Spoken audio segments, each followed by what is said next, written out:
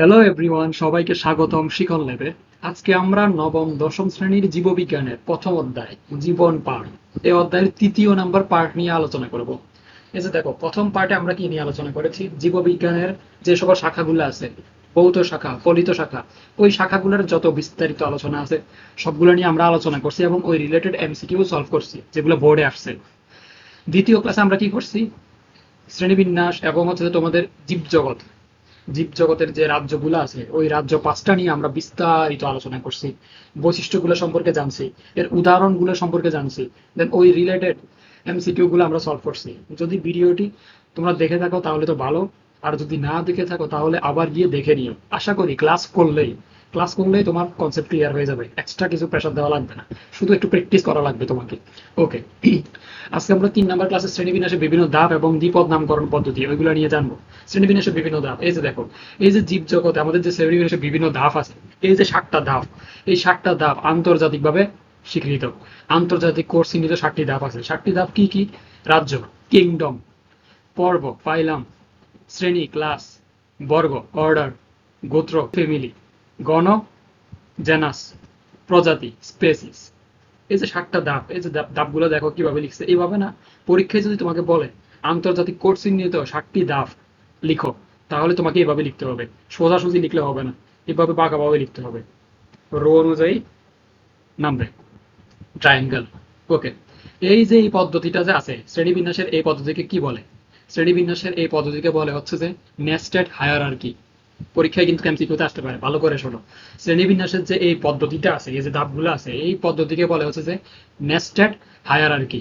ওকে, এবার দেখো পরবর্তীতে যাই, আমাদের মানুষের শ্রেণীবিন্যাস। আমরা যে এই ধাপগুলো বললাম 7টা ধাপ, মানুষের জন্য এই 7টা ধাপ আছে। এই 7টা ধাপ কি কি সেগুলো সম্পর্কে এখন জানবো। দেখো, এই যে রাজ্য, রাজ্য হচ্ছে কিংডম, আমরা তো জানি প্রথম ধাপ হচ্ছে যে রাজ্য। রাজ্যটা যে আছে এটা হচ্ছে যে আমরা মানুষ হিসেবে আমাদের পড়ছে কোথায়? এনিমিলিয়া পর্বের মধ্যে পড়ছে। তো এনিমিলিয়া পড়ছে না, এখন পরীক্ষা কোয়েশ্চেন আসতে পারে মানুষের রাজ্য কোনটি, মানে রাজ্যের পার্ট কোনটি? এনিমেলিয়া। কারণ হচ্ছে কি এনিমেলিয়া কেন পড়লো? এনিমেলিয়া হচ্ছে যেটা হচ্ছে সুকেন্দ্রিক কোষ বিশিষ্ট, বহুকোষী, পরজীবী এবং জটিল টিস্যুতন্ত্র বিদ্যমান, এই জন্য এনিমেলিয়ার মধ্যে পড়ছে। এনিমেলিয়া আমরা অলরেডি পড়ছি না? এনিমেলিয়া আগের পর্বে আমরা পড়ছি। ওইখানে কি বলছিল? সুকেন্দ্রিক কোষ বিশিষ্ট, বহুকোষী, জটিল টিস্যুতন্ত্র বিদ্যমান, আর এরা নিজেরা খাদ্য প্রস্তুত করতে পারে না, প্লাস্টিক থাকে না বিদায়, তা এরা পরভোজী। ওকে, এটা গেল রাজ্য। রাজ্যের পর্বে দেখো পর্ব। পর্ব মানে কি? কোন পর্বের মধ্যে পড়ছে? কর্ডাটা পর্বের মধ্যে পড়ছে। কোন পর্বের মধ্যে পড়ছে? কর্ডাটা পর্বের মধ্যে পড়ছে। কারণ কি? জীবনের কোন পর্যায়ে এদের নটোকর্ড থাকে, মেরুদণ্ডী অথবা অমেরুদণ্ডী। একটা উদাহরণ পড়াইছিলাম এনিমেলিয়ান, একটা উদাহরণ পড়াইছিলাম মেরুদণ্ডী অথবা অমেরুদণ্ডী। তখন আমি বলছিলাম যেগুলোর মনে রাখবা, কর্ডেট অথবা নন কর্ডেট। মানুষের ক্ষেত্রে কোনো না কোনো পর্যায়ে তোমার কি থাকবে? নটোকর্ড থাকবে, নটোকর্ড থাকবে। ওকে, পর্বের পরে দেখো শ্রেণী, ক্লাস। এটা হচ্ছে কি ম্যামালিয়া শ্রেণীর অন্তর্ভুক্ত। ম্যামালিয়া শ্রেণীর অন্তর্ভুক্ত কেন এটি ম্যামালিয়া শ্রেণীর অন্তর্ভুক্ত? কারণ বাচ্চাকে বুকের দুধ খাওয়ায় এবং চুল এবং লোম আছে। মানুষের ক্ষেত্রে তুমি যদি চিন্তা করো, বাচ্চাকে অবশ্যই মায়েরা বুকের দুধ খাওয়ায় এবং চুল অথবা লোম আছে। তোমরা মানুষের ক্ষেত্রে দেখো চুল অথবা আমাদের শরীরে লোম আছে, আছে না? তার এই জন্যই মানুষের শ্রেণী, মানুষের যে ক্লাসটা আছে ওইটা ম্যামালিয়া ক্লাসের মধ্যে পড়ছে, ম্যামালিয়া ক্লাসের মধ্যে পড়ছে। ওকে, বর্গ দেখো, অর্ডার। কোন অর্ডারের মধ্যে পড়ছে বা কোন বর্গের মধ্যে পড়ছে? প্রাইমেটের মধ্যে পড়ছে, প্রাইমেটের মধ্যে পড়ছে। ওকে, প্রাইমেটের মধ্যে কেন বলা হলো? কারণ হচ্ছে তুমি যদি মানুষের দিকে লক্ষ্য করো, মানুষ কোনো কিছু আঁকড়ে ধরতে পারে, কোনো কিছু আঁকড়ে ধরতে পারে। এই যে তুমি এখন মোবাইল দিয়ে ভিডিওটা দেখছো বা যেটা দিয়ে দেখো না কেন, তুমি হাত দিয়ে ধরে আসো না? এই যে ধরে রাখছো, ধরতে পারতেছো কেন? কারণ তুমি প্রাইমেট বর্গের অন্তর্ভুক্ত। এই জন্য এরা সহজে আঁকড়ে ধরে রাখতে পারে। আঁকড়ে ধরার মতো উপযোগী তোমার হাত আছে, তুমি কি দিয়ে ধরবা? হাত দিয়ে ধরবা না? এই যে হাত দিয়ে তুমি মোবাইলটা ধরে রাখছো, ধরার উপযোগী হওয়ার কারণেই তো তুমি প্রাইমেট বর্গের মধ্যে পড়ছো। এবং তুমি যদি তোমার ঘরে রান্না করে তাহলে ঘ্রাণ নিতে পারো না? কিন্তু তোমার চোখ যত দূর পর্যন্ত যায়, তোমার চোখের দৃষ্টি যত দূর পর্যন্ত যায়, গ্রাম কি তুমি তত দূর থেকে আসে তোমার কাছে? না, আশেপাশে যদি কেউ রান্না করে তখন আসবে। তার মানে আমরা প্রাইমেট বর্গে অন্তর্ভুক্ত কেন? কারণ আমাদের কোনো কিছু আঁকড়ে ধরার মতো উপযোগী হাত আছে এবং হচ্ছে যে আমাদের ঘ্রাণ শক্তি যতটা তার থেকেও বেশি দৃষ্টিশক্তি বেশি উন্নত হয়। এই জন্য আমরা প্রাইমেট বর্গের অন্তর্ভুক্ত। এর পরবর্তী ধাপ কি? গোত্র। বা ফ্যামিলি, এটা কোন গোত্রের অন্তর্ভুক্ত, মানে মানুষ কোন গোত্রের অন্তর্ভুক্ত? এটা হচ্ছে হোমোনিডিয়া। হোমোনিডিয়া। কেন? কারণটা হচ্ছে যে শিরপঞ্জি গলিরা বানরের মতো দেখতে। এটা আসলে বৈজ্ঞানিক ব্যাখ্যা এমন, কিন্তু বিশ্বাস করার দরকার নেই। মানুষ নাকি, মানুষ উন্নত, সবচেয়ে উন্নত, সবচেয়ে উন্নত ওয়ার্ল্ডে মানুষজন, এরা নাকি আবার গরিলা বানরের মতো দেখতে। কি সব ব্যাখ্যা দিয়ে রাখছে বইয়ের মধ্যে, কিন্তু কিছু করার নাই, তোমার পড়তে হবে পরীক্ষা যদি কোশ্চেন এসেছে। এরপরটা দেখো গণ, জেনাস। আমরা কোন গণের অন্তর্ভুক্ত? হোমো, কারণ আমরা মানুষের বৈজ্ঞানিক নাম অলরেডি তোমরা জানো, হোমো স্যাপিয়েন্স। তার মানে প্রথম অংশ হচ্ছে যে গণ, দ্বিতীয় অংশ হচ্ছে যে প্রজাতি। এই যে গণ, গণটা হচ্ছে যে আমরা হোমো গণের অন্তর্ভুক্ত। কেন আমরা হোমো গণের অন্তর্ভুক্ত? কারণ দেহের অনুপাতে আমাদের মস্তিষ্কটা সবচেয়ে বড়। দেহের অনুপাতে আমাদের মস্তিষ্ক সবচেয়ে বড়, এবং আমরা খাড়াভাবে দুই পায়ের উপরে দাঁড়াইতে পারি, মানে আমরা স্ট্রেট ভাবে দাঁড়াইতে পারি। তুমি দেখো, তুমি দাঁড়াইতে পারতেছো, তুমি কিন্তু পড়ে যাচ্ছ না। এর জন্য আমরা গণ শ্রেণীর অন্তর্ভুক্ত, মানে হোমো, হোমো গণের অন্তর্ভুক্ত, হোমো গণের অন্তর্ভুক্ত মানুষ।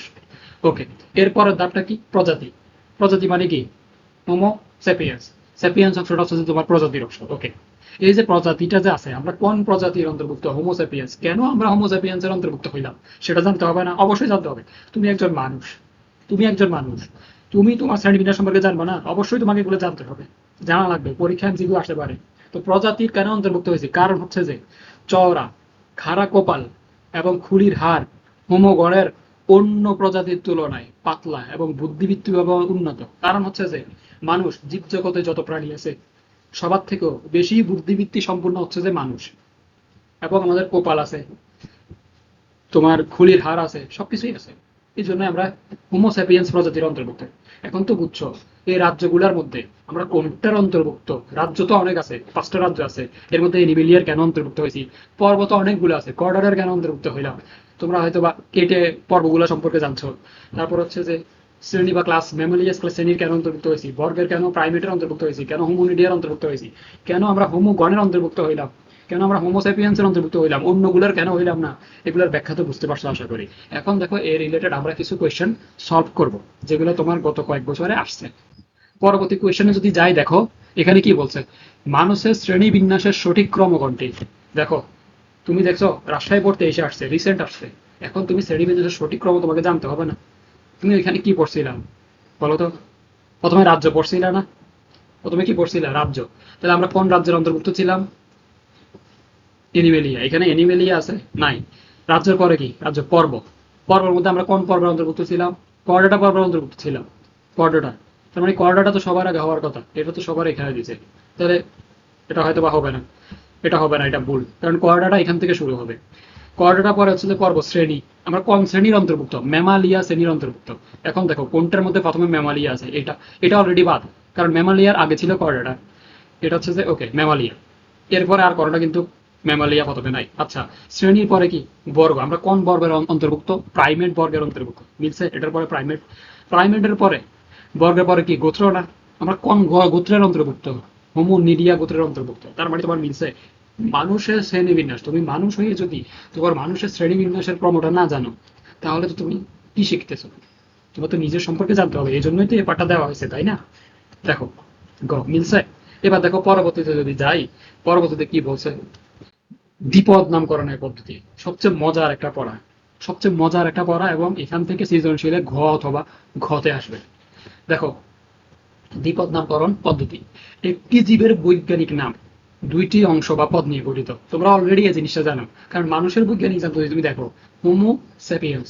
হোমো স্যাপিয়েন্স, হোমো অংশ হচ্ছে যে গণ, দ্বিতীয়টা স্যাপিয়েন্স অংশ হচ্ছে যে প্রজাতির নাম। এই যে দেখো, প্রথম অংশটি গণের নাম এবং দ্বিতীয় অংশটি হচ্ছে যে প্রজাতির নাম। এটা কিন্তু মুখস্থ রাখতে হবে। দ্বিপদ নামকরণ পদ্ধতি, পরীক্ষা বলবে দ্বিপদ নামকরণের পদ্ধতিগুলো লেখো, লিখতে হবে ওইভাবে। এরপর বলতে দেখো, গোল আলুর বৈজ্ঞানিক নাম কি? সোলানাম টিউবুরাসাম। সোলানাম টিউবুরাসাম। এই যে এটা আছে, এরপর দুটি পদ নিয়ে গঠিত নামকে দ্বিপদ নাম, এবং নামকরণের পদ্ধতিকে দ্বিপদ নামকরণ পদ্ধতি বলে। গোল আলুর বৈজ্ঞানিক নাম কি? সোলানাম টিউবুরাসাম। এরূপ দুইটি পদ নিয়ে গঠিত নামকে দ্বিপদ নাম বলে। এরকম দুইটা দেখো, হোমোস্যাপিয়েন্স, দুইটা পদ নিয়ে তো গঠিত হয়েছে হোমোস্যাপিয়েন্সটা, মানুষের বৈজ্ঞানিক নাম। এই নামটাকে কি বলে? দ্বিপদ নাম বলে। নামকরণের প্রক্রিয়াকে বলে দ্বিপদ নামকরণ পদ্ধতি। নামকরণের যে প্রক্রিয়াটা, কি প্রক্রিয়ার মাধ্যমে হোমোসেপিয়েন্স হইলো, ওই প্রক্রিয়াকে বলা হচ্ছে যে দ্বিপদ নামকরণ পদ্ধতি। ওকে, এখন উদ্ভিদের যে নামটা করা হয়, আমরা উদ্ভিদের যে বৈজ্ঞানিক নামগুলো রাখি, ওটা কিসের উপরে ভিত্তি করে রাখি? International Code of Botanical Nomenclature. আর প্রাণীর ক্ষেত্রে মানুষ বা অন্যান্য প্রাণী, যেমন বাঘ, প্যান্থারা টিগ্রিস, এরপর হচ্ছে সিংহ, প্যান্থারা লিও, এগুলো হচ্ছে আমরা নামকরণ করি প্রাণীর নাম। এগুলো হচ্ছে যে ইন্টারন্যাশনাল কোড অফ জুওলজিক্যাল নোমেনক্লেচারের স্বীকৃত নিয়ম অনুসারে হয়ে থাকে। এগুলোর একটা নিয়ম আছে। এই যে তুমি নামকরণ করতেছ বিভিন্ন প্রাণীর, ওই নামকরণেরও কিছু স্বীকৃত নিয়ম আছে ইন্টারন্যাশনালি। ওই নামকরণের নিয়ম মেনেই তোমাকে নামকরণ করতে হবে। ওকে, পরবর্তীতে দেখো 1753 সালে সুইডিশ বিজ্ঞানী ক্যারেলাস লিনিয়াস স্পেসিস প্ল্যান্টারাম বইটি রচনা করেন। এই বইটি উদ্ভিদ বিজ্ঞানের গুরুত্বপূর্ণ অধ্যায় সূচনা করে, কারণ এর প্রকাশনার মাধ্যমে তিনি দ্বিপদ নামকরণ পদ্ধতি প্রবর্তন করেন এবং গণ প্রজাতির সংজ্ঞা দেন। বুঝছো? জিনিসটা বোঝার চেষ্টা করো। 1753 সালে কেরালাস লিনিয়াস স্পেসিস প্ল্যান্টারাম বইটি রচনা করেন। পরীক্ষায় এমসিকিউতে আসবে, কেরালাস লিনিয়াস কোন বইটি রচনা করেন দ্বিপদ নামকরণের জন্য? স্পেসিস প্ল্যান্টারাম। কত সালে? 1753 সালে। স্পেসিস প্ল্যান্টারাম বইটি রচনা করেন কে? কেরালাস লিনিয়াস। এই ধরনের কোয়েশ্চেন আসতে পারে। এরপরে তিনি ওইখানে দ্বিপদ নামকরণ যে প্রবর্তন করছে, ওইখানে কিসের সংজ্ঞা দিছে? গণ ও প্রজাতির সংজ্ঞা দিছে। কোন বইয়ে? স্পেসিস প্ল্যান্টারাম বইটিতে। ক্লিয়ার? পরবর্তীতে যদি যাই, দেখো দ্বিপদ নামকরণ। এই যে দ্বিপদ নামকরণের যে পদ্ধতিগুলো আছে, এই স্ট্রাকচার গুলো আছে, কিসের ভিত্তিতে স্ট্রাকচার করতে হবে, এগুলো সম্পর্কে আমরা এখন জানবো। দেখো এ নাম্বারে আছে কি, নামকরণ ল্যাটিন ভাষায় কিংবা ল্যাটিন ভাষার মতো করে উপস্থাপন করতে হবে। যখন নামকরণ করা হবে তখন নামকরণ অবশ্যই তোমাকে ল্যাটিন ভাষায় করতে হবে। তরুণ প্রাণীবিজ্ঞানী সাজিদ আলী হাওলাদার সম্প্রতি নতুন প্রজাতির এক ব্যাঙ আবিষ্কার করেছেন, যা কেবল ঢাকায় পাওয়া যায়। সাজিদ আলী হাওলাদার তোমার একটা ব্যাঙ হচ্ছে যে আবিষ্কার করছে, যেটা আগে তিনি পান নাই। নতুন প্রজাতির একটা ব্যাঙ আবিষ্কার করছে, যেটা শুধুমাত্র ঢাকায় পাওয়া যায়। তো ব্যাংকটির বৈজ্ঞানিক নামকরণ করেছে জাকির রানা ঢাকা। জাকির রানা ঢাকা। ঢাকা বিশ্ববিদ্যালয়ের প্রাণিবিদ্যা বিভাগের প্রতিষ্ঠাতা কাজী জাকির হোসেনের প্রতি সম্মান দেখিয়ে গণের নাম জাকির রানা রাখা হয়েছে। জাকির রানা রাখা হয়েছে, ঠিক আছে? বুঝতে পারছো? তার মানে ঢাকায় কোন ব্যাংকটি পাওয়া যায়?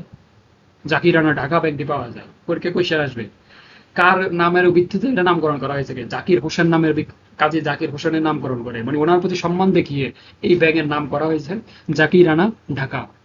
এটা কে প্রথম পাইছিল, মানে নতুন প্রজাতি যে আবিষ্কার করলো ব্যাঙের, এটা কে করছিল? প্রাণী বিজ্ঞানী সাজিদ আলী হাওলাদার। এই তিনটা পয়েন্ট তোমাকে মনে রাখতে হবে। প্রাণী বিজ্ঞানী সাজিদ আলী হাওলাদার, এরপর হচ্ছে যে ব্যাংকটা ঢাকায় পাওয়া যায়, এর নাম কি? জাকির রানা ঢাকা। কার প্রতি সম্মান দেখে করছে? কাজী জাকির হোসেন। এবং এই পয়েন্টটা তোমাকে মনে রাখতে হবে। যদি দাবগুলা বলে একটু পর্যন্ত লিখলে হবে। পরীক্ষা যদি বলে দ্বিপদ নামকরণের দাবগুলো লেখো, তাহলে একটু পর্যন্ত লিখতে হবে। নামকরণ ল্যাটিন ভাষায় লিখতে হবে, কিংবা ল্যাটিন ভাষার মতো করে উপস্থাপন করতে হবে। দ্বিতীয় পয়েন্ট হচ্ছে যে বৈজ্ঞানিক নামে দুইটি অংশ থাকবে, এটা তুমি অলরেডি জানো। প্রথম অংশটি হচ্ছে গণ, আর দ্বিতীয় অংশটি হচ্ছে যে প্রজাতি। প্রজাতির নাম, যেমন লাভিউ রুহিতা। এই যে লাভিউ রুহিতাটা আছে, এটা কোন মাছের বৈজ্ঞানিক নাম? রুই মাছের বৈজ্ঞানিক নাম। লাভিউ রুহিতা, এটা হচ্ছে রুই মাছের বৈজ্ঞানিক নাম। এখানে লাভিউ হচ্ছে যে গণ, আর রুহিত হচ্ছে যে প্রজাতি। কারণ প্রথম পদ অলরেডি তোমরা জানো গণ অংশ, দ্বিতীয় পদ অলরেডি হচ্ছে যে তোমরা জানো প্রজাতির পদ। ওকে, পরবর্তীতে দেখো, জীব জগতের প্রতিটি বৈজ্ঞানিক নামকে অনন্য বা ইউনিক হতে হবে। মানে যে কোনো একটা বৈজ্ঞানিক নাম কেউ যদি বের করে, ওইটা অবশ্যই ইউনিক হইতে হবে। এটা অন্য কোনো প্রাণীর বৈজ্ঞানিক নামের সাথে মিলতে পারবে না। যেমন মানুষের বৈজ্ঞানিক নাম হোমোসেপিয়েন্স। তুমি যদি দেখো বাংলাদেশের মানুষ, বাহিরের মানুষ, সবার নাম কি সেম হবে? নাম সেম হবে না। কিন্তু সেম একটা ক্যাটাগরিতে, একটা শ্রেণী বিন্যাসে নিয়ে আসার জন্য বৈজ্ঞানিক নামকরণ করা হয়েছে। মানুষের বৈজ্ঞানিক নাম, সে যে দেশেরই হোক, কালো হোক, সাদা হোক, যাই হোক না কেন, ও কিন্তু হোমোসেপিয়েন্স। এই জন্যই জীবজগতের প্রতিটি বৈজ্ঞানিক নাম ইউনিক হইতে হবে, কারোটার সাথে কারো মিল যাবে না বৈজ্ঞানিক নামের ক্ষেত্রে। এরপরে দেখো, বৈজ্ঞানিক নামের প্রথম অংশের প্রথম অক্ষর হচ্ছে বড় অক্ষর হবে, আর বাকি অক্ষরগুলো ছোট হাতের হবে। এবং তোমার দ্বিতীয় অংশের নাম ছোট অক্ষর দিয়ে লিখতে হবে। এই যে দেখো, জাকির রানা ঢাকা, লাভিউ রুহিতা বা হোমোসেপিয়েন্স, বা পেঁয়াজের বৈজ্ঞানিক নাম হচ্ছে যে অ্যালিয়াম চিপা, সিংহের বৈজ্ঞানিক নাম হচ্ছে যে প্যান্থারা লিও। এই যে এগুলো আছে, তুমি দেখো গণের অংশ, প্রথমটা কি গণের অংশ না? তো প্রথমটার মধ্যে প্রথম ওয়ার্ড কি? বড় হাতের, আর বাকি সব ছোট হাতের। দ্বিতীয় অংশ কি? প্রজাতির অংশ না? প্রজাতির অংশের প্রত্যেকটা ওয়ার্ড দেখো ছোট। তার মানে বৈজ্ঞানিক নামের প্রথম অক্ষর তোমার বড় হাতের হবে, আর বাকি সব অক্ষর ছোট হাতের হবে। এবং দ্বিতীয় যে পদটা, দ্বিতীয় পদের সবগুলো অক্ষরও তোমার ছোট হাতের হবে। ক্লিয়ার একটু? এর পরবর্তীতে দেখো, নাম্বার কি বলছে, বৈজ্ঞানিক নাম মুদ্রণের সময় সর্বদা ইটালিক অক্ষরে লিখতে হবে। ইটালিক অক্ষরে লিখতে হবে। এই যে যখন আমরা এই যে লিখতেছি, মানে প্রেজেন্টেশন স্লাইড বা যাই বলো, যখন স্লাইডে লিখতেছি তখন আমরা কিন্তু ইটালিক অক্ষরে লিখছি, বাঁকা বাঁকা বাঁকা বাঁকা ইটালিক অক্ষরে লিখছি। এই যে দান, দানের বৈজ্ঞানিক নাম কি? অরিজা সেটিভা। দানের বৈজ্ঞানিক নাম কি? অরিজা সেটিভা। কাতলা, কাতল মাছ, কাতল মাছের বৈজ্ঞানিক নাম কি? কাতলা কাতলা। কাতল মাছের বৈজ্ঞানিক নাম কি? কাতলা কাতলা। এগুলো দেখো ইটালিক অক্ষরে লিখতে হবে যখন আমি স্লাইডে বা কিছুতে লিখতেছি। যখন আমি হাতে লিখবো, হাতে লেখার সময় আমরা তো তখন ইটালিক অক্ষরে লিখতে পারবো না বা লিখি না সাধারণত। তো হাতে লেখার সময় গণ এবং প্রজাতির নামের শেষে আলাদা আলাদা দাগ দিতে হবে। এই যে দানের উরিজা স্যাটিভা ছিল, উরিজা স্যাটিভা দুইটার নিচে তুমি আলাদা আলাদা আন্ডারলাইন করছো। কাতলা কাতলা আন্ডারলাইন করতে হবে। যখন তুমি হাতে লিখবা তখন নিচে আন্ডারলাইন করে দিতে হবে। আর যখন তুমি ল্যাপটপে বা স্লাইডে কোথাও লিখবা তখন তুমি ইটালিক অক্ষরে লিখতে হবে। ক্লিয়ার একটু? কিন্তু এই যে বৈজ্ঞানিক নামগুলো আছে এগুলো মনে রাখবা, এমসিকিউতে আসবে। কিভাবে আসবে? যে দানের বৈজ্ঞানিক নাম কোনটি, সবগুলো অরিজা সার্টিফা থাকবে, কিন্তু এই যে বাদাম তোমাকে মুখস্থ রাখতে হবে, নাহলে ভুল করে ফেলবো ভাইয়া। পরবর্তী দেখো, যদি কয়েকজন বিজ্ঞানী একই জীবকে বিভিন্ন নামকরণ করেন তবে অগ্রাধিকার আইন অনুসারে প্রথম বিজ্ঞানী কর্তৃক প্রদত্ত নামটি গৃহীত হবে। এখানে কি বলছে দেখো, ধরো এমন একটা প্রজাতি আমি দেখলাম যেটা তুমিও নতুন দেখছো, আমি দেখলাম, তুমিও দেখলা, তোমার বন্ধুও দেখলো। আমি এটার নামকরণ করলাম যে কোনো একটা। ধরো আমি কিভাবে উদাহরণ দিব, ধরো যে বাঘ, উদাহরণ দেওয়ার জন্য, এটা তো বের হয়ে গেছে, উদাহরণ দেওয়ার জন্য আমি বুঝাচ্ছি। ধরো একটা বাঘ আমি দেখছি, প্রথম দেখছি, কেউ দেখে নেই, আমি দেখার পরে আমি ওটার নাম দিয়েছি প্যান্থারা টিগ্রিস। প্যান্থারা টিগ্রিস ওর নাম দিলাম আমি।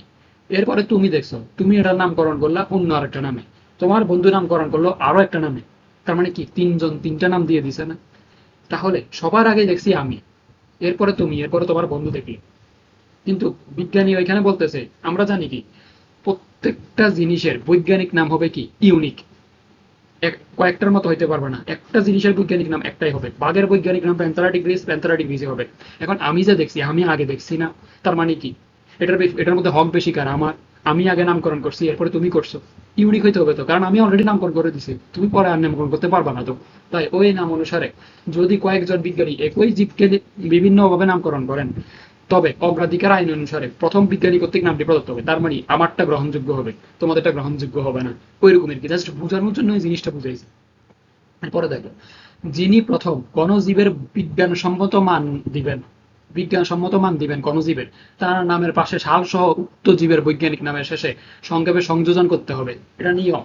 যখন কোনো মানুষ কোন জীবের বৈজ্ঞানিক নাম দিবে তখন তার নামের প্রকাশের সাল, কত সালে ওইটার নাম দিল, এবং শেষে তার সংক্ষেপে তার শর্ট নাম দিতে হবে। তার নামের অক্ষর সংযোজন করতে হবে। এখন দেখো, হোমোস্যাপিয়েন্স মানুষের বৈজ্ঞানিক নাম। এই যে মানুষের বৈজ্ঞানিক নাম, এটা কে দিছে? কেরালাস লিনিয়াস। এই জন্য তার নামের শেষের অক্ষর কেরালাস লিনিয়াসের এল দিছে, দেখছো? কত সালে? 1758 সালে হোমোসেপিয়েন্স নামকরণ করছে। বুঝছো? এরপরে দেখো, অরিজা সেটিভা। অরিজা সেটিভা দানের বৈজ্ঞানিক নাম, এটা কে দিছে? কেরালাস লিনিয়াস। এই জন্য ওনার নামের এল অক্ষর আসছে। কত সালে? 1753 সালে। এখানে এল মানে হচ্ছে যে লিনিয়াস নামের সংক্ষিপ্ত রূপ, কারণ আমাদেরকে কি বলছে, সংক্ষেপে সংযোজন করতে হবে। এবং দৈনন্দিন গবেষণা এবং পাঠে এটুকু অনেক সময় থাকে না। আশা করি বুঝে আসছে। পরবর্তীতে দেখো, এখানে আমরা কি দেখতেছি, বৈজ্ঞানিক নাম, সাধারণ নাম এবং বৈজ্ঞানিক নাম। এই নামগুলা তোমাকে মুখস্থ করতে হবে, একটু মুখস্থ দিতে তোমার লাগবে, মুখস্থ করা লাগবে। এগুলা মুখস্থ করার জন্য তোমাকে বারবার প্র্যাকটিস করতে হবে। তোমরা তো শুধু পড়ো, তোমরা লিখো না, তোমাদের লিখে লিখে প্র্যাকটিস করা লাগবে। এই অভ্যাসটা তোমাদের তৈরি করে নিতে হবে। পড়ালেখা, পড়ালেখা কথাটা এমনি এমনি আসেনি। পড়ালেখা এমনি এমনি আসেনি। তোমাকে পড়তে হবে প্লাস লিখতে হবে, পড়তে হবে প্লাস লিখতে হবে। তুমি যদি না লেখো তাহলে তোমার মাথার মধ্যে এগুলা থাকবে না। তুমি পড়তেছো পড়তেছো পড়তেছো, পরীক্ষার হলে তুমি লিখবা, পরীক্ষা হলে তুমি লিখবা, তুমি স্যাররে বলবা না মুখে, তুমি লিখবা। লেখার সময় তোমার বানান ভুল হয়ে যাবে, এই ওয়ার্ড গুলা ভুল হয়ে যাবে। যদি ভুল হয়ে যায় তাহলে তুমি ভাইয়া নাম্বার পাবা না, তাহলে তুমি নাম্বার পাবা না। এখন দেখো ধান, পরিজা সেটিবা, এগুলা কিন্তু বানান করে করে লিখবা। এক একটা মিনিমাম 10 বার করে লিখবা। এটা তোমাদের হোমওয়ার্ক, 10 বার করে লিখবা। 10 বার করে লিখলে এগুলো তোমার পরীক্ষায় ভুল হবে না। এমসিকিউ অপশন যখন আমরা যাবো তখন বুঝতে পারবা কি ধরনের এমসিকিউ আসে। দান ওরিজা সেটিভা। পাট হচ্ছে যে খরখরাস ক্যাপসুলারিস। পাট খরখরাস ক্যাপসুলারিস। আম ম্যাঙ্গিফিরা ইন্ডিকা। আমি এভাবে পড়ছি মনে রাখার জন্য। আম ম্যাঙ্গিফিরা ইন্ডিকা। কাঁঠাল আর্টোকার্পাস হিটারোফাইলাস, কাঁঠাল আর্টোকার্পাস হিটারোফাইলাস। শাপলা নিম্পিয়ায়া নচুয়ালি, শাপলা নিম্পিয়ায়া নচুয়ালি। জবা হিবিস্কাস রোজা সিনেনসিস, জবা হিবিস্কাস রোজা sinensis. Cholera Vibrio cholera, cholera Vibrio cholera, নামের সাথে মিল আছে।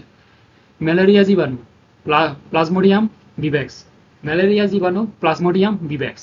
আরশোলা ফ্রি প্ল্যানেটা আমেরিকানা, আরশোলা ফ্রি প্ল্যানেটা আমেরিকানা। মৌমাছি অ্যাপিস ইন্ডিকা, মৌমাছি অ্যাপিস ইন্ডিকা। ইলিশ টেনোলোজা ইলিশা, ইলিশ টেনোলোজা ইলিশা। বৈশাখী উৎসব আসলে ইলিশ কিনতে যাও না, মামারা যাই বলবা মামা টেনোলোজা ইলিশা দেন, এইভাবে প্র্যাকটিস করবা, তাহলে আসবে না তো, মনে থাকবে না। ইলিশ টেনোলোজা ইলিশা, মানে যে জিনিসগুলো দেখবা আসলে দেখলে বলবা এই ফ্রি প্লেমেন্ট আমেরিকানা, এই ফ্রি প্লেমেন্ট আমেরিকানা, ডাইরেক্ট বলবা, তাহলে দেখবে জিনিসটা কনসাস মাইন্ডের সাথে তোমার অ্যাড হয়ে যাবে।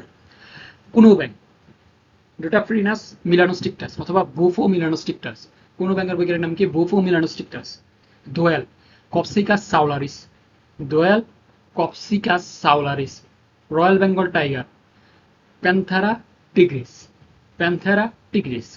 মানুষ হোমোসেপিয়েন্স, এটা অলরেডি জানা। এখন দেখো আমরা এই যে দ্বিপদ নামকরণ পদ্ধতি পড়লাম এবং এই নামকরণগুলো পড়লাম, বিজ্ঞানিক নাম বললাম, এগুলা সম্পর্কে এখন যত এমসিকিউ আসছে ওগুলো আমরা সলভ করবো, সময় কম নিব, তাড়াতাড়ি নিচ্ছে। দেখো বিজ্ঞানী, বাঙালি বিজ্ঞানী সাজিদ আলী হাওলাদারের আবিষ্কৃত ব্যাঙের নাম কি?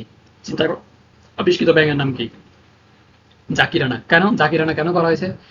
ওই যে প্রাণী বিজ্ঞানী যিনি ছিল, ঢাকা বিশ্ববিদ্যালয়ে যে প্রাণীবিদ্যা বিভাগে যে ছিল, ওনার উপরে সম্মান জানিয়ে কাজী জাকির হোসেন স্যারের নামকরণ করে জাকিরানা করা হয়েছে। বুঝে আসছে? পরবর্তী কোয়েশন দেখো, গোল আলুর বৈজ্ঞানিক নাম কি? গোল আলু বৈজ্ঞানিক নাম কি? অলরেডি পড়াইছি। গোল আলু বৈজ্ঞানিক নাম হচ্ছে সোলানুম টিউবেরোসাম। নিম্পেয়া নচুয়ালি। শাপলার বৈজ্ঞানিক নাম দা নরিজা সেটিভা আম ম্যাঙ্গিভিরা ইন্ডিকা। এই যে দেখো, তুমি যদি ভালোভাবে পড়ো তুমি প্রত্যেকটা বলতে পারবা অপশনে কোনটা কি কি আছে। এরপর এটা দেখো, নিচের কোন গ্রন্থে লিনিয়াস দ্বিপদ নামকরণ নীতি প্রবর্তন করেন? দ্বিপদ নামকরণ পদ্ধতি কোন বইয়ের মধ্যে দ্বিপদ নামকরণ পদ্ধতি ছিল, মানে গণ এবং প্রজাতির ব্যাখ্যা ছিল? স্পেসিস প্ল্যান্টারাম বইয়ের মধ্যে, স্পেসিস প্ল্যান্টারাম বইয়ের মধ্যে। এরপরে দেখো, উদ্ভিদের ক্ষেত্রে দ্বিপদ নামকরণ পদ্ধতি কোনটি? উদ্ভিদের কথা বলছে international Code of Botanical nomenclature. যদি প্রাণীর কথা বলতো তাহলে international Code of zoological nomenclature হইতো, তার মানে খ নাম্বার হবে তোমার অ্যান্সার। পরেরটা দেখো, দ্বিপদ নামকরণের সর্বশেষ ধাপ কোনটি? দ্বিপদ নামকরণের সর্বশেষ ধাপ কোনটি বলতো? জগৎ, পর্ব, শ্রেণী, বর্গ, গোত্র, গণ, প্রজাতি। 7 নাম্বার ধাপ হচ্ছে তোমার প্রজাতি, তোমার সর্বশেষ ধাপ হচ্ছে যে প্রজাতি। সিরিয়ালি মুখস্থ করতে হবে, এই জন্যই বলছি সিরিয়ালি মুখস্থ করবা। এরপরটা দেখো, পেঁয়াজের বৈজ্ঞানিক নামের গণ অংশ কোনটি? পেঁয়াজের বৈজ্ঞানিক নাম কি? পেঁয়াজের বৈজ্ঞানিক নাম হচ্ছে যে অ্যালিয়াম চিপা। প্রথম অংশ হচ্ছে গণের নাম, পরেরটা হচ্ছে প্রজাতির নাম। যেহেতু গণের নাম বলছে জন্য হবে অ্যালিয়াম, আর যদি প্রজাতির নাম বলতো তাহলে হচ্ছে চিপা, অ্যালিয়াম। ওকে, পরেরটা দেখো, সিস্টেমা নেচার গ্রন্থটির রচয়িতা কে? অবশ্যই সিস্টেমা নেচার গ্রন্থটির রচয়িতা হচ্ছে যে ক্যারলাস লিনিয়াস। এরপরটা দেখো, অ্যাপিস ইন্ডিকা, অ্যাপিস ইন্ডিকা নিচের কোনটির বৈজ্ঞানিক নাম? আমরা অলরেডি জানি, তুমি যদি প্র্যাকটিস করে থাকো তাহলে তুমি এটা অবশ্যই পারবা। অ্যাপিস ইন্ডিকা এর বৈজ্ঞানিক নাম হচ্ছে যে মৌমাছি, মৌমাছি। আমের বৈজ্ঞানিক নাম কি? ম্যাঙ্গিভিরা ইন্ডিকা। কলেরা জীবাণু, ভিব্রিও কলেরা। ওকে, এরপর এটা দেখো, পুনু ব্যাঙের বৈজ্ঞানিক নাম কি? পুনু ব্যাঙের বৈজ্ঞানিক নাম কি? পুনু ব্যাঙের বৈজ্ঞানিক নাম পড়ছি আমরা কি? বোফো মিলানোস্টিকটাস, বোফো মিলানোস্টিকটাস। আরশোলা ফ্রিপ্রানেতা আমেরিকানা। মৌমাছি অ্যাপিস ইন্ডিকা। আর্টোকার্পাস হিটেরোপাইলাস। কাঁঠালের বৈজ্ঞানিক নাম আর্টোকার্পাস হিটেরোপাইলাস। বুঝছো? পরেরটা দেখো, দোয়েল পাখির বৈজ্ঞানিক নাম কি? কপসিকাস সাউলারিস। প্যান্থারা টিগ্রিস, এটা কিসের বৈজ্ঞানিক নাম বলো তো? বাঘের বৈজ্ঞানিক নাম। অ্যাপিস ইন্ডিকা, এটা কার বৈজ্ঞানিক নাম? মৌমাছির বৈজ্ঞানিক নাম। প্রেমপ্যান্থা আমেরিকানা, আমেরিকানা মানে কি? তোমার আরশোলা। এরপর এটা দেখো, জাতীয় পশুর বৈজ্ঞানিক নাম কি? জাতীয় পশু কি? জাতীয় পশু কি বলতো? অনেকে জানবা না, আমি জানি তোমাদের মধ্যে অনেকে বলে গেছো। জাতীয় পশুর বৈজ্ঞানিক নাম হচ্ছে কি? Royal Bengal tiger. এই যে রয়্যাল বেঙ্গল টাইগারের বৈজ্ঞানিক নাম কি? প্যান্থারাটিক গ্রিস, প্যান্থারাটিক গ্রিস। ওকে, হিবিস্কাস রোজা সিনেনসিস কোন উদ্ভিদের বৈজ্ঞানিক নাম? ফুডের কথা আছে, রোজা আছে, তার মানে কি গোলাপ দিয়ে দিবা? হবে না তো। হিবিস্কাস রোজা সিনেনসিস কোন উদ্ভিদের বৈজ্ঞানিক নাম? জবা ফুলের বৈজ্ঞানিক নাম, জবা ফুলের বৈজ্ঞানিক নাম। কর্কোরাস ক্যাপসুলারিস কোনটির বৈজ্ঞানিক নাম? কর্কোরাস ক্যাপসুলারিস কোনটির বৈজ্ঞানিক নাম? পাটের বৈজ্ঞানিক নাম হচ্ছে যে কর্কোরাস ক্যাপসুলারিস, কর্কোরাস ক্যাপসুলারিস। ওকে, নিম্পিয়া নচুয়ালি কোনটির বৈজ্ঞানিক নাম? নিম্পিয়া নচুয়ালি। শাপলা ফুলের বৈজ্ঞানিক নাম। জবা ফুলের বৈজ্ঞানিক নাম কি? হিবিস্কাস রোজা সিনেনসিস। কাঁঠালের বৈজ্ঞানিক নাম কি? আর্টোকার্পাস হিটেরোপাইলাস। আমের বৈজ্ঞানিক নাম কি? ম্যাঙ্গিভিরা ইন্ডিকা। তার মানে এটার অ্যান্সার তোমার কি হবে? শাপলা হবে। পরটা দেখো, আরশোলার বৈজ্ঞানিক নাম কি? আরশোলা কি করে? উড়াল দিয়ে আমেরিকা চলে যাবে নাকি? হ্যাঁ, প্রিপ্লানেতা আমেরিকানা, আসলা বৈজ্ঞানিক নাম কি? প্রিপ্লানেতা আমেরিকানা। এরপর এটা দেখো, কোন বৈজ্ঞানিক নামটি সঠিকভাবে লেখা হয়নি? কোন বৈজ্ঞানিক নামটি? এই যে দেখছো, বানান যদি তুমি না পারো, তুমি পারবা না আসলে কোনটা সঠিকভাবে লেখা হয়নি। আর টু কার্পাস, হিটারোফাইলাস, নিউপিয়ায়া নোচুয়ালি, এটা ঠিক আছে। কপসিগাস সাউলারিস, হোমোস্যাপিয়েন্স, ঠিক আছে। তার মানে আর টু কার্পাস, হিটারোফাইলাস। সো আজকে এতটুকু পর্যন্তই। তোমাদের এই তিনটা পার্টের ক্লাস যদি তোমরা ভালোভাবে করে থাকো, তাহলে এই অধ্যায়ে তোমার কোনো ধরনের প্রবলেম থাকবে না। যত ধরনের এমসিকিউ আসুক, যত বিদ্যুৎ থেকে এমসিকিউ আসুক, তুমি অবশ্যই অবশ্যই অ্যান্সার করতে পারবে।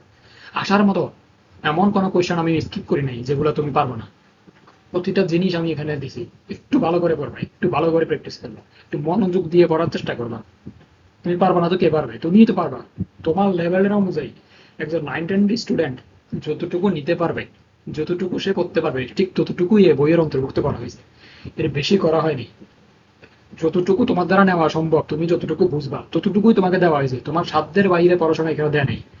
এর আগে পড়াশোনা করছে না যারা, পড়াশোনা করে গেছে, তারা করে গেছে না, তুমি কেন পারবা না? তুমি অবভিয়াসলি পারবা, এবং তুমি অনেক ভালোভাবে পারবা। টেনশন নিবা না। আল্লাহ ভরসা, আল্লাহর উপর ভরসা করে, আল্লাহর উপর তাওয়াক্কুল করে তুমি পড়াশোনা শুরু করো। মনোযোগ দিয়ে পড়ার চেষ্টা করো, ইনশাল্লাহ বিজয়ের হাসি তুমি আসবা। দেখা হচ্ছে পরবর্তী ভিডিওতে। ততক্ষণ পর্যন্ত চ্যানেলের সাথে থাকবা, আর অবশ্যই বন্ধুদের সাথে শেয়ার করে দিবা। ধন্যবাদ। আসসালামু আলাইকুম।